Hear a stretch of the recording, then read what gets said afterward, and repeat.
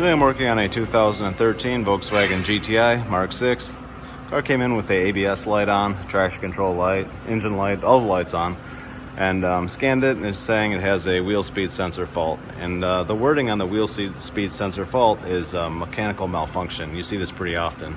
When I go in with the scan tool and I clear that fault, the fault stays away if I'm standing still, and then when I start to roll, the fault returns. So what that typically means is there's a problem with the tone ring itself.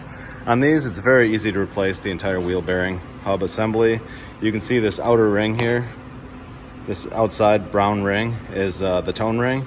That's where the sensor picks up, and a section of it is just broken off over here. So you're gonna have to replace the whole thing. It's really pretty much a brake job with a big center bolt here and a dust cover you have to remove, and then this slides right off. You want to replace the bolt and the cover every time with the bearing assembly, but pretty easy to do. You also want to inspect your wheel speed sensor.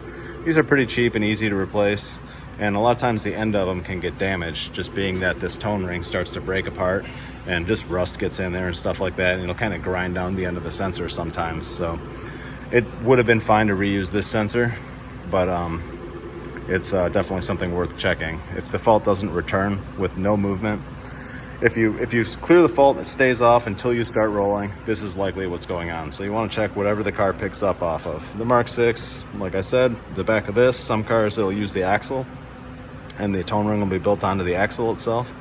And yeah, that's it. So something to look out for. Thanks for watching.